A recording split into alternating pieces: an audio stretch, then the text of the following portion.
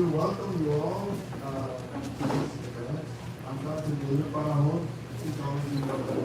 But first of all, I wanted to thank you all for being here, because I know that it's hard for many of you to take the time to come, and we really appreciate that.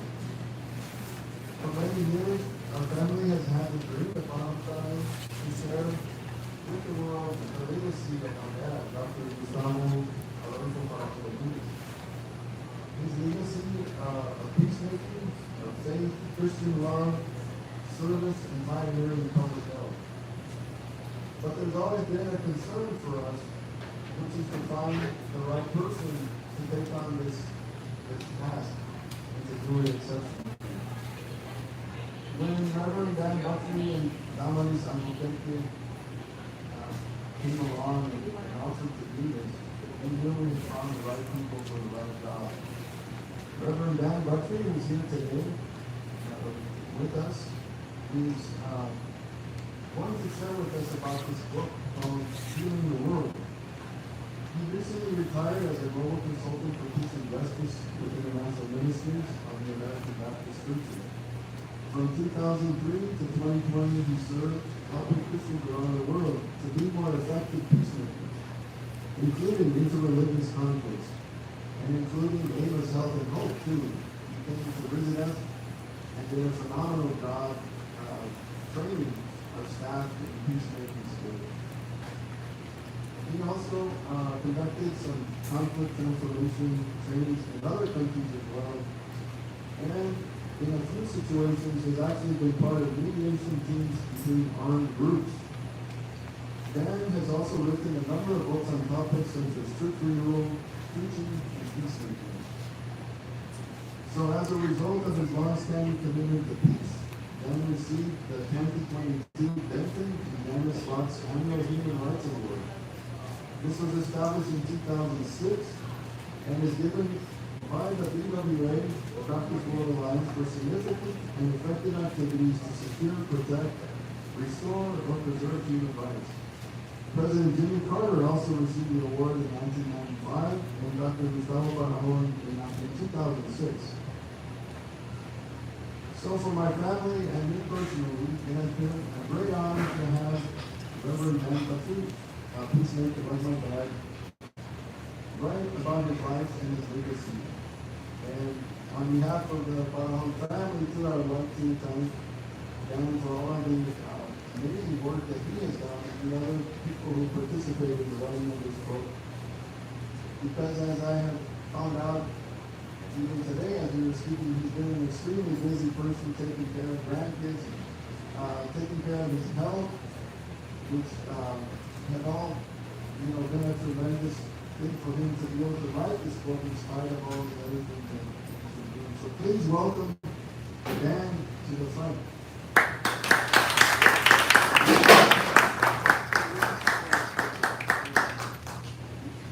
One of my health things is bursitis.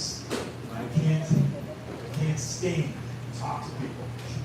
So it's like before we were meeting, before this gathering, I was sitting in a chair because standing is the worst thing. Sitting is wonderful, actually, no problem. I've got my therapy chair that I go to when I think this things or just sitting in a big chair. Why don't y'all come in? Find a seat. Yes. I've got my personal physician right at hand. Good morning, everybody. So, we're all going to be together for this day, on and off. I don't know that anybody's going to get a chance to go to the beach in the afternoon. It sounds like it's going to be rain. So, everyone's going rain or shine. And I'm glad I went to the beach yesterday, so that I can at least say I went to the beach. But it's good to see everybody here. And I know some of you, but I don't know all of you, and I don't know if you all know each other. And so since this is the first time that you're together today, how about if we do a brief introduction and just kind of go around, say your name, kind of where you're from, and your connection to AMOS. And I hate to put you on the spot, Marissa, but please. everyone. I know most of you, but my name is Marissa, and I live in Ann Arbor, Michigan, and I am the donor relations officer at AMOS. So you don't need to talk to them. It's not a relation. I'm Ted Anderson, in Harbor, was Bill for a few years.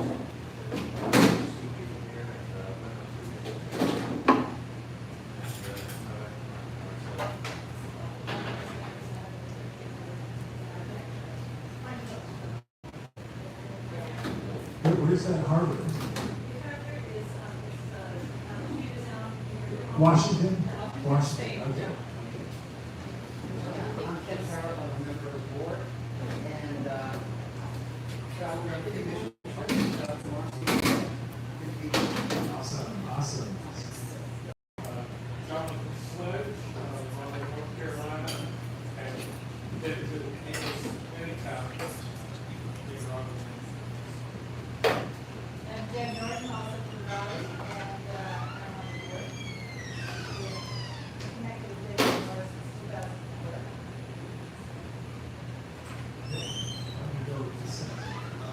I'm Tim Stern, I'm a member of the board. I'm Gary Klaus, para Nicaragua me llamo hello. My name is Sir Bolt. I tried to say that. I'm a member of the board, and I live in Pittsburgh. Carol Hardy, I'm a member of the board. I live in Captain. Colin Spring, Pittsburgh,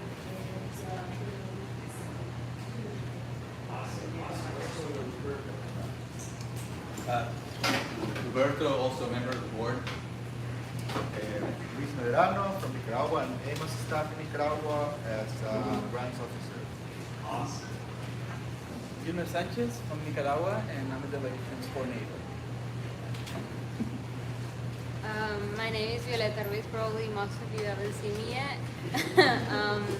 I'm an AMOS staff. I'm the officer of partnerships and volunteer experiences now.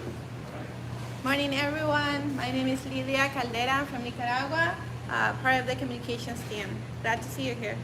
Good morning, everyone. My name is Gabriela Wu, and I'm the executive director of AMOS. So nice to see you all. And this is my daughter, Irene. This is my son, Roberto.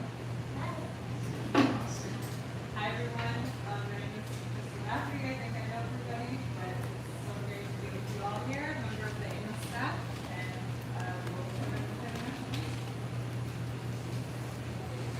Hi, guys. Hi, I'm Lisa. I'm the community manager.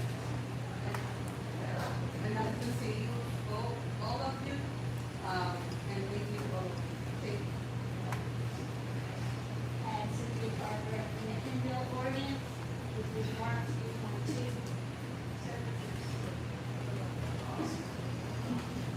I'm Marvel, Rory Dementia. My first cooking project was with Gustavo in 1971. I'm in this story. First with business center. And soon after, I received mine. Hi, I'm Dr. Locating. I'm the program manager at AMOS, and Glad you made it.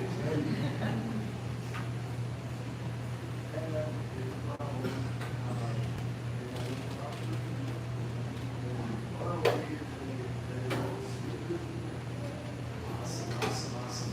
So I got a great introduction from David. Thank you, I'm Dan Butcher. And it's so good to be here with you. So how many of you knew Gustavo? See, that's one of the things that is a reason for writing this book, is because he's somebody that we need to remember and to know and to lift up as an example. It's an inspiration to so many of us, and so that's why the book was written. I have a hardcover copy here. This is not a real hardcover copy. It's what they call a test copy. They run it through to make sure everything's fine. And it's a good thing we did a test, because the previous one, part of the front cover was off, you know. So So we got the real hardcover copies will be available in about 2 weeks for the base copies if you're interested.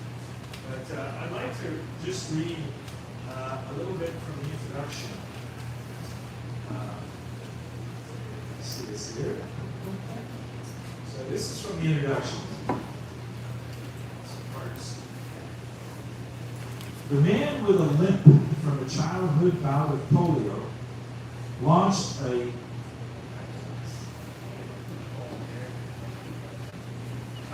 great, thank you. Marissa was just telling me here what it is. Oh, here, this is right here. Okay. Thank you. The man who, with a limp from a childhood bout of polio, launched a massive campaign to eliminate the disease from his country. Who was this man? In the ruins of a massive earthquake that shattered his city, he gathered church leaders under a mango tree to initiate an organization that would have a deep and lasting impact upon the poor of Nicaragua. Who was this man? He said no to the dictator who wanted him to tell the U.S. Congress that there were no human rights abuses in Nicaragua. I cannot lie, he told the dictator. Who was this man? He refused requests from that dictator and from the later revolutionary government to head their national health department because he believed he could best help the most needy outside a government position. Who was this man? His phone call to U.S. religious peacemakers ignited a huge nonviolent resistance campaign against the U.S. war efforts in Nicaragua. Who was this man? As a reconciliation effort during the war turned into a riot, he formed a ring of church leaders to protect the political leaders and led them through the hostile crowd to safety. Who was this man? When a dozen armed insurgents burst into a meeting, threatening to kill everyone, he calmed everyone down by reading from the Bible. Who was this man? He went unarmed into frontline regions to meet with insurgent leaders to explore ways to peace. Who was this man? The global rock star Bono of U2 put on a disguise so that he could slip into a British Christian rock and justice festival to hear this man speak. Who was this man? He envisioned using ordinary people to become health promoters and vaccine providers in poor communities beyond regular health systems, setting up the structures and trainers to provide that care. Who was this man? He was awarded the Francisco Morazan Medallion from the Central American Parliament in a special ceremony held in his church, First Baptist of Managua, an unprecedented action in this predominantly Catholic region of the world. Who was this man? He was nominated for the Nobel Peace Prize by former U.S. President Jimmy Carter. Who was this man? A London media personality interviewing him before a live audience was unable to get much about his personal life, only about the situation and work in Nicaragua. He turned to the audience and said, "It's difficult to interview the most humble man in the world." Who was this man? He was Gustavo Adolfo Parajón Dominguez. He was GAPD to many with whom he worked, reflecting how he signed his letters and messages. Some colleagues humorously turned GAPD into Gran Aguila Permanente, or something like that. Great Eagle Permanently Dominant. He was Dr. Parajón. He was Gustavo. He was Gus. He was Papi. He was Abuelito, Grandpa. He saw himself as a child of God, a follower of Jesus, and a servant of God. This book seeks to unpack some of the many dimensions of this humble man who accomplished great things. He was a doctor and a public health worker. He was a pastor and choir member. He was a leader in bringing Christians together. He was a relief and development worker. He was a peacemaker and mediator. He was a mentor who trained and empowered countless people. He was a sought-after speaker around the world. He was a husband, father, and grandfather. His impact on the lives of people around him, in his nation, and in his world is a treasure we will examine from many aspects. Though he died in 2011, his legacy continues, and this book served the strengthening and furtherance of that legacy of faith and love. So we're going to just do a little slideshow here. Get the lights on.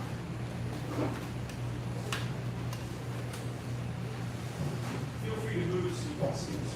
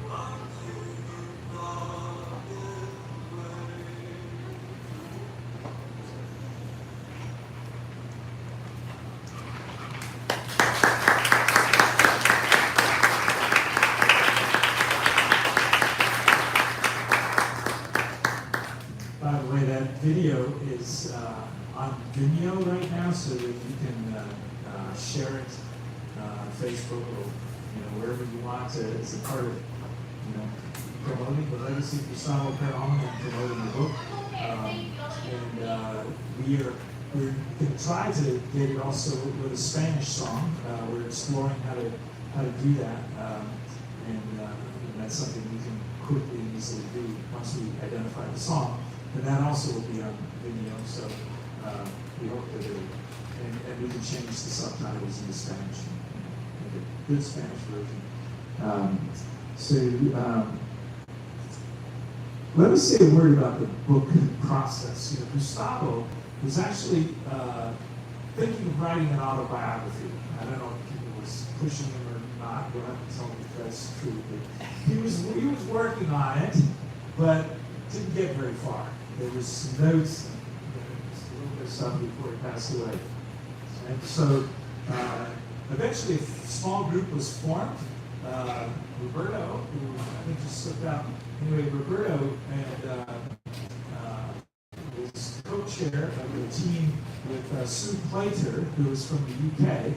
She was involved with the Greenbelt Festival. You saw a brief photo there. In the 1980s, the Greenbelt Festival was Christian Rock and Justice Festival, and they had two kind of international foci. One was in Nicaragua and one was South Africa. And so Gustavo went almost every year, or if he didn't go, he sent somebody. I know Roberto went some, and there were a number of other people who went to share what was going on in Nicaragua. And interestingly, there's an organization there that you may have heard of called AMOS. And Garth Hewitt was involved with that, and he's also been there. And Gustavo was very concerned about the formation of AMOS here in the name, and he asked Garth if it would be okay. And Garth said, "Oh yes, we love what you're doing." And so that's part of the background there. That Sue and Roberto were co-chairing the team. Donna Reese was on it,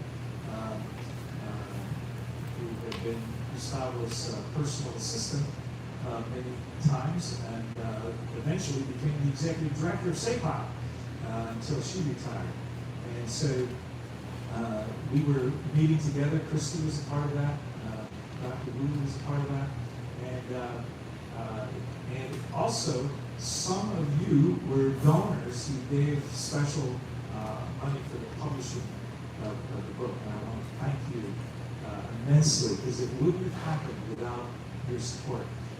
Publishing these days is a very difficult enterprise, and we explored all kinds of publishers.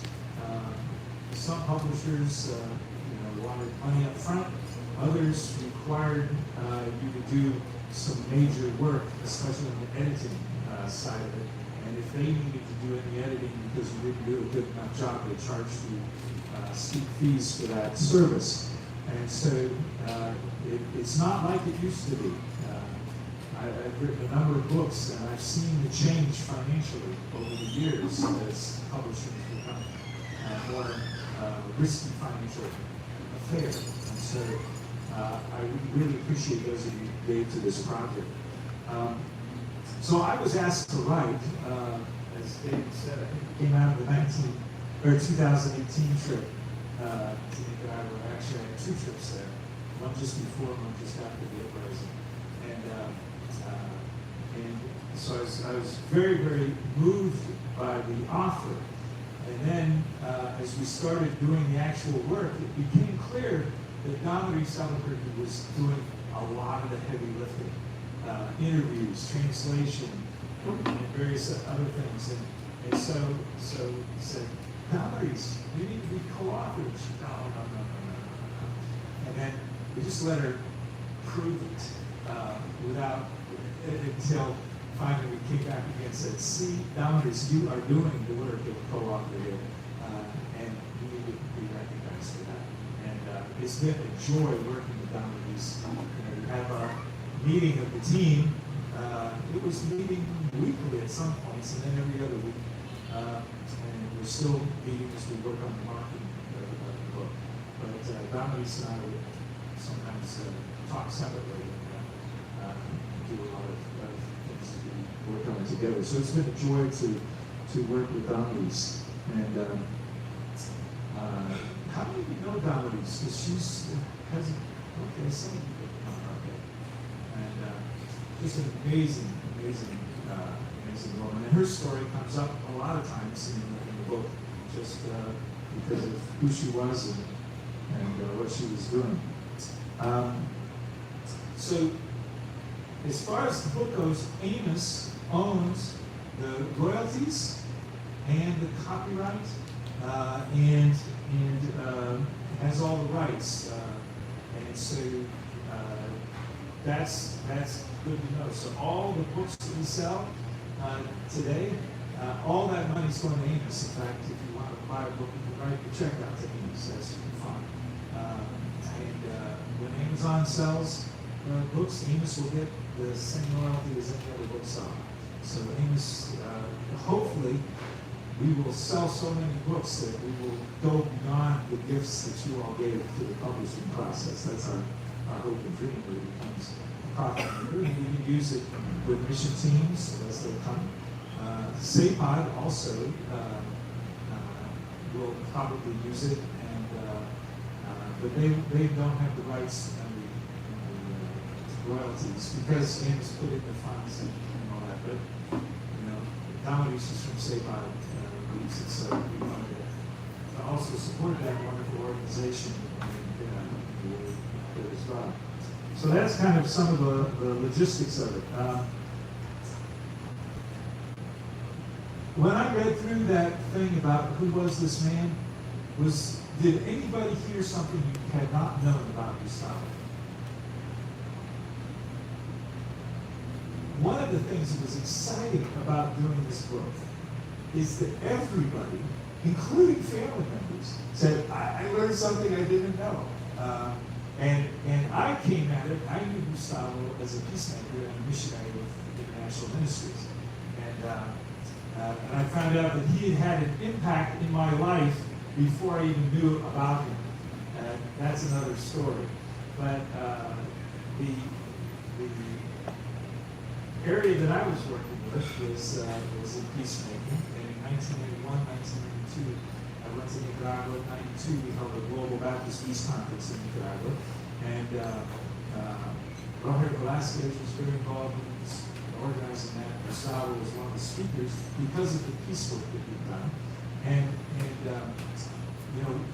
Gustavo was involved in shaping or reshaping paradigms in two major areas. One was in public health, because the main paradigm had been hospital-centered care. The hospital and the physicians, that was where care was supposed to take place. And Gustavo, through first the vaccination campaign, polio, and then later the forming of Providence, Gustavo was one of a number of places in the world where they were experimenting with community-centered healthcare and getting out into the communities where people were most in need and training people. And so that did not exist. What you're doing at Amos has been a refinement of what started at Providence. And that was one of the, Providence was one of the global experiments, if you will, working on this new paradigm. Gustavo ended up attending a UN conference in Alma-Ata, Kazakhstan, that was about public health, in which there was global recognition that this was a significant and positive paradigm that needed support, needed to be blessed, if you will. And it was interesting, even when the Sandinista government came in after the revolution, there was a lot of clash between the government and Providenic because Providenic was operating under a different paradigm. And so there was a number of meetings, and eventually the Sandinistas sent 2 people, along with Damaris Albuquerque and somebody from Providenic. They went to India to see one of the other places where this was happening. It's kind of like, as long as it's in your own family and in your own neighborhood, you think it's no good. But if, as Jesus said, a prophet is without honor in his own country. You know, and so you go to India and you see, oh, wow, they're doing that over there. Cool. Little parentheses here.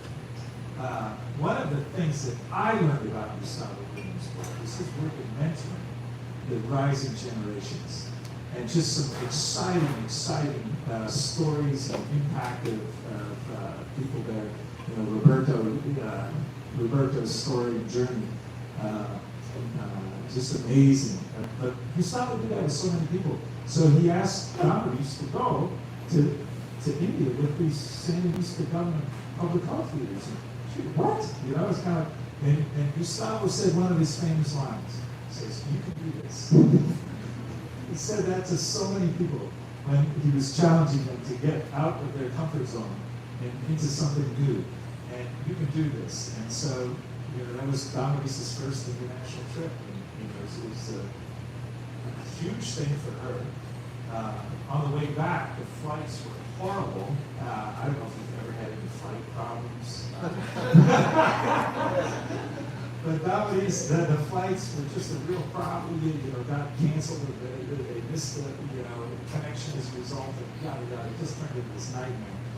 And so when they got to Miami, and they did not plane, there's Gustavo. He'd flown to Miami, knowing the disaster that was developed and how this was Damaris' first international trip.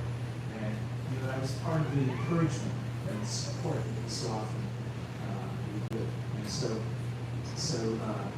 that paradigm, you know, what Gustavo was doing in Providenic, and now what you're all living out in Amos, that was not happening in the world before. But Gustavo was one of those pioneers to establish that paradigm and to work with it not just in Nicaragua but also globally. And there was they called it the Alma Ata Declaration, and there's a lot more. In fact, Laura gave me so much information about that.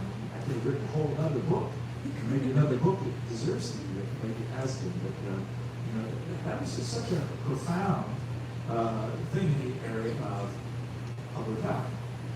I'm not involved in public health. I didn't know much about it until I started connecting with Amos and seeing what was done and then learning more. I've been involved in peacemaking. But in peacemaking,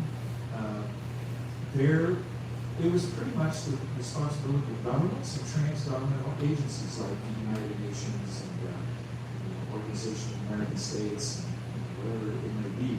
These trans-government but still official agencies. And they're the ones that do the mediation.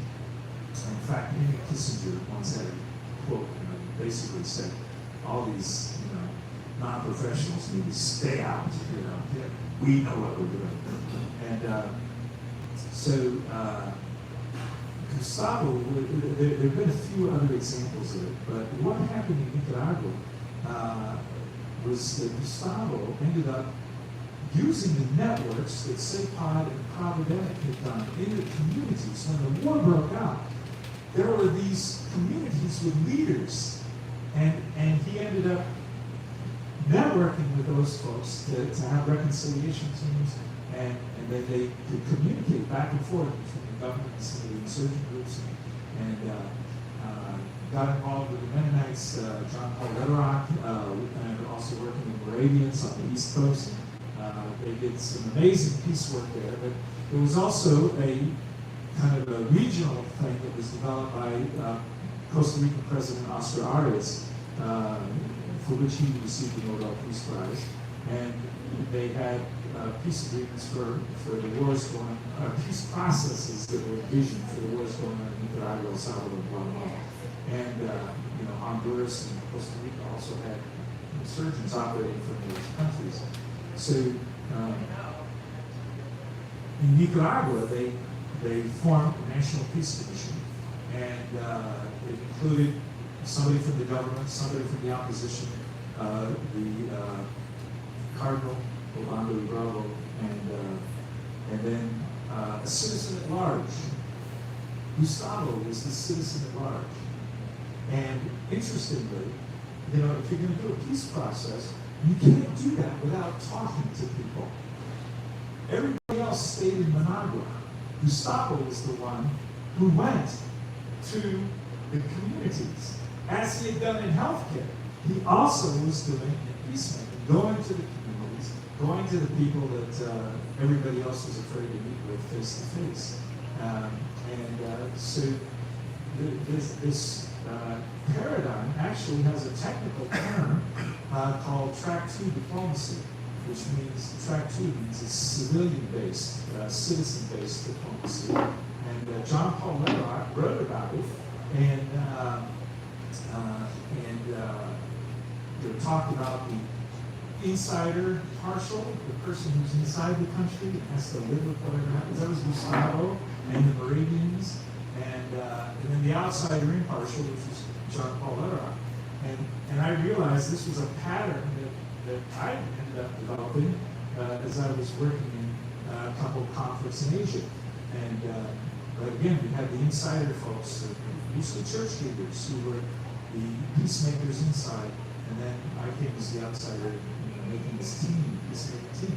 Gustavo was the one who was actually doing it, and there was a book written about that, in which Henry Kissinger said, "There's something we can learn here."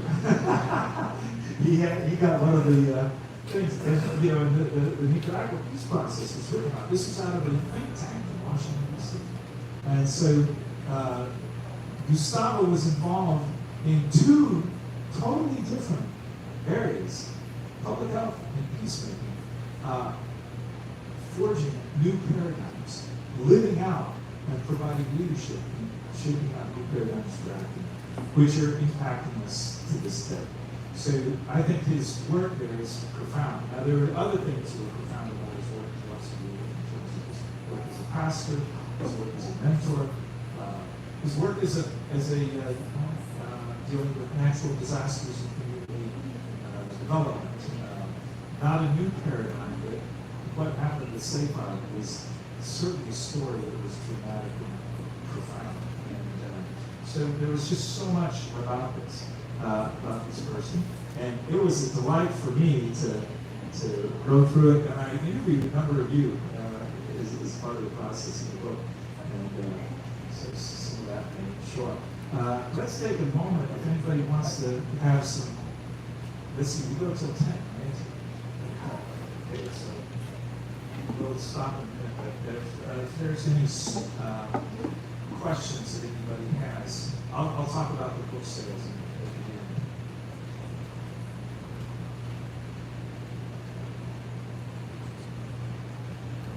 Yes.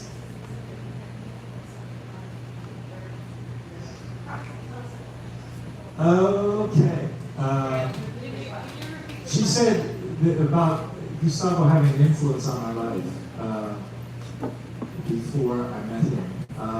Two things that happened. I was a pastor in Boston, and we had a peacemakers group in our church, and we were very concerned about the nuclear stuff. The arms race was going on, and then also the wars in Central America, especially in Nicaragua.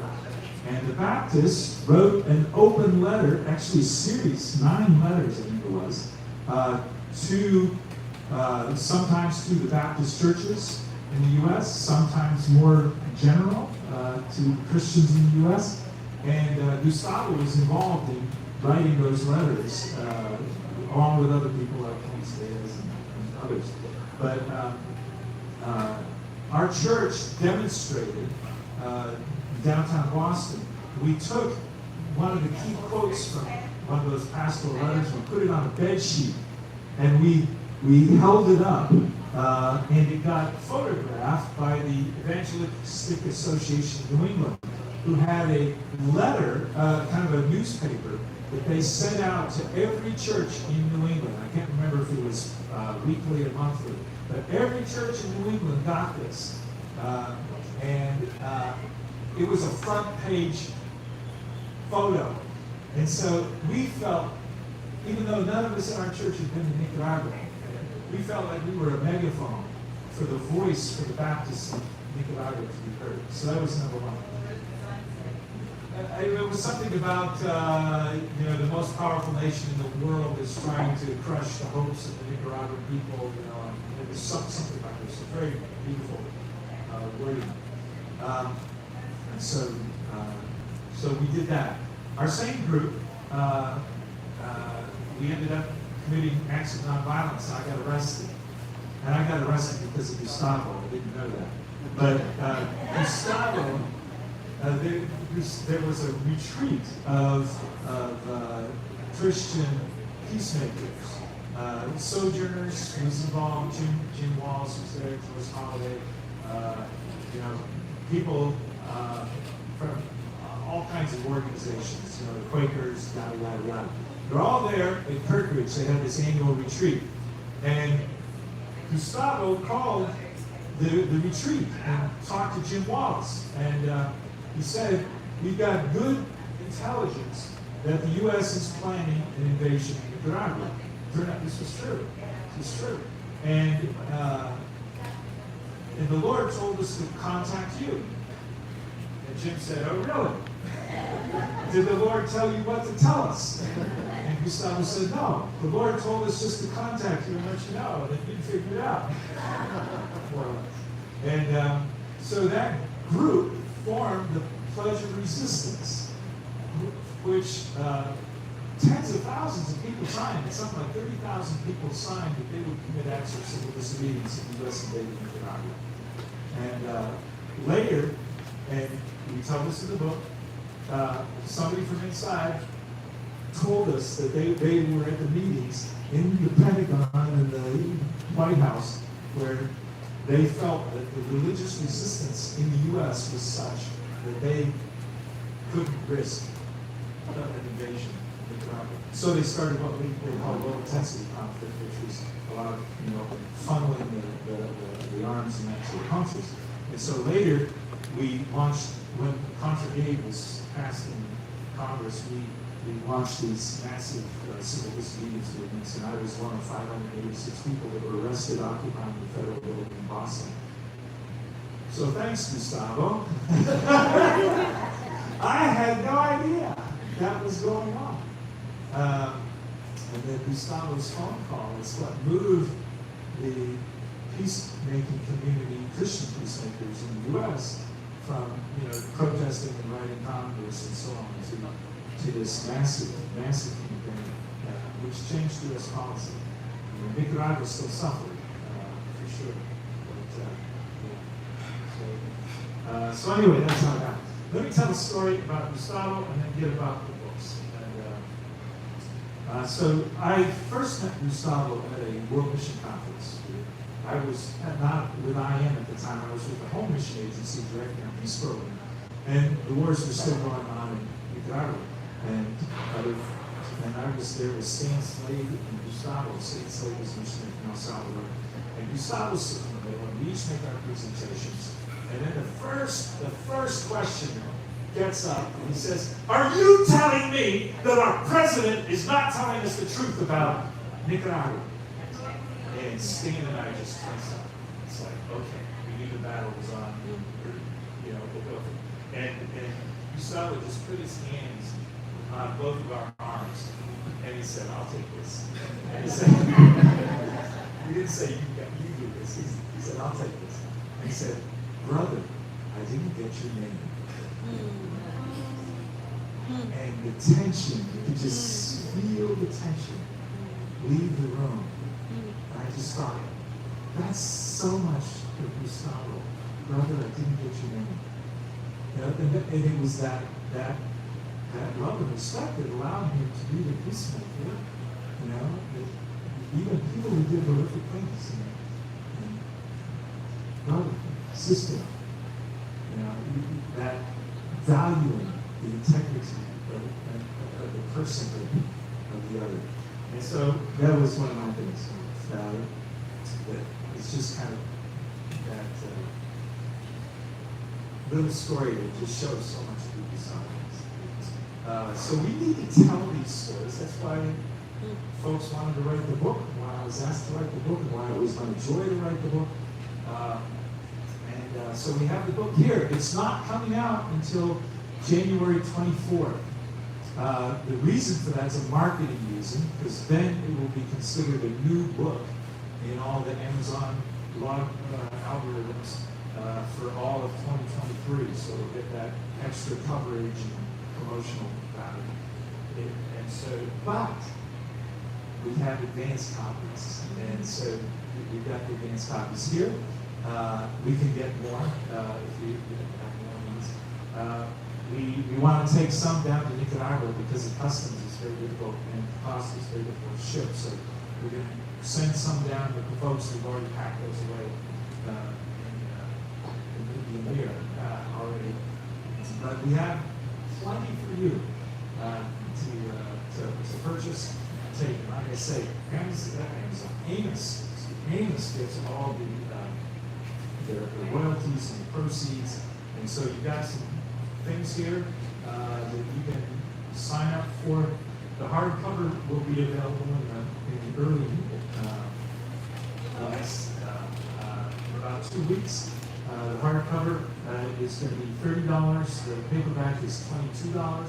However, here at this today, all through the day, if you want, you can get the books for $20. But like I said, I thought you were going to say you can get them for $100 and the rest of the process go $80. That's exactly true. You can get them for $100. And I don't know if we could do the finances of that where the extra $80 would be part of the matching grant, you know? I mean, let's take advantage of all these wonderful opportunities and rejoice. So $20, you can get one of the copies. Somebody asked if I would be willing to deface books. I'm glad to deface the book and write anything you want or to anybody. So feel free to get one for yourself, one for your church, one for somebody else that you know would love to receive this or to get it as a Christmas gift. I've also, yes. Is it going to be translated into Spanish? We're working on that possibility. Our publisher doesn't translate, it doesn't publish Spanish. It's, as a Spanish publisher, they don't have the staff to do the editing and all that kind of stuff. And it'll be better if it's printed in Central America so that you can have, hopefully Nicaragua, so that you don't have to worry about customs and all that kind of stuff. Well, and I think the short answer though should be yes, in the sense of one of the goals of the book is so that we can also use it as an educational tool within the organization, like throughout the organization, right? So I think that's the why we do this work. So it has to be in Spanish as well, so anybody at AMOS can do that. So. And we're hoping that we're planning to incorporate it into mission teams coming down, so that mission teams will get it. Same with SAPON. The SAPON mission teams will also have a book factored in so that people can read the context before they come. This is a question for Roberto. Are there any plans for funding, if people want to help fund the printing, the editing and the printing in Spanish? Do you think that could be set up? Yes, we have our relationships and donor officer here with us. And if you are interested in contributing beyond $2,000, you speak to me. In all honesty, I think that there is actually quite a bit of a need to put together the marketing plan. We have the book now, right? And how do we get it to people's hands? How do we use it as a tool for fundraising as well as a tool for education? That's important. So yes, and I think either Christy or Marisa could be able to talk to about your ability to contribute toward that goal. When we looked at the project, we knew that it was going to cost us about $160,000. That's actually what this would cost if Dan was actually paid, if Damaris was actually paid. So in terms of in-kind contributions, we have about at least $100,000 toward this project. So we still are looking for another $60,000. If you know, and if you, I thought people would start to get their checkbooks out. You know, but that's one of the realities that we need to face so that we can put it out there and use it as a tool. Yeah, so we have, our publisher has a partner in the United Kingdom, and so these books will be able to be done in the UK, and they've got a great network there too, because Gustavo and other folks from Nicaragua have been there, especially at the Greenbelt Festival, and so there's a huge network in the UK that we'll be able to benefit from without worrying about customs and shipping costs and all that stuff. I also brought a few copies of 2 books that I wrote, Blessed are the Peacemakers and We Are the Sons, which have stories of Gustavo in the book, in the books. And so if you want, those don't go to AMOS, so those go to my $1 college fund.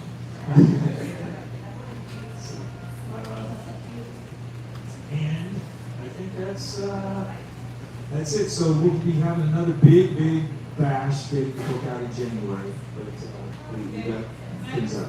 Yes. On the table, you'll see it's a flyer and order form. So you can use these for yourselves, but please also, one of the parts that's being here this morning, all of you, most of you are here as representatives of churches. So if you think that your church would be interested in having copies, you can think about that, take this all, there's information on here. And we also are beginning to make plans for next year because of visiting churches. And this is an opportunity too to do some kind of, special AMOS update plus some kind of activity with the book. Because we love, as Antonio was saying, to share this and get the word out and share the resources with the book.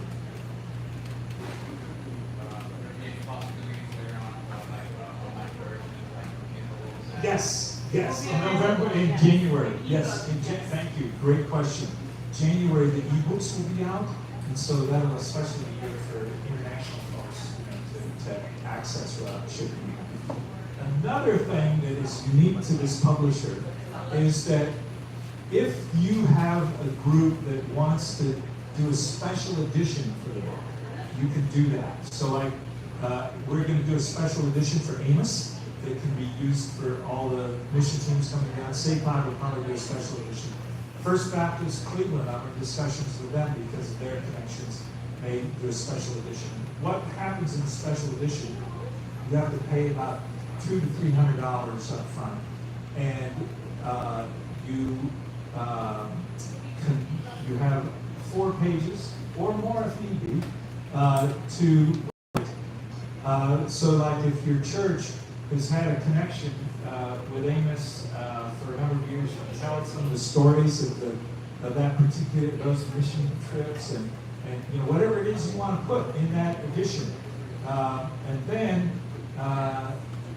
then you will also have a banner across the front, and you'll see on my book Blessed are the Peacemakers, we did an International Ministries edition and a banner, and we told about International Ministries missionaries who are peacemakers. So you've got an example there. You could have that done, and then from that point on, all your orders are the exact same price as for the special editions as they are for the regular editions. You say, we want the AMOS edition or whatever, and also all the proceeds will go to AMOS, and whatever the special edition is. It still all goes to AMOS in terms of profit. So it's only an additional $200 to $300 up front. That covers the editing and the reorganizing the stuff. And then you can order as needed. Okay.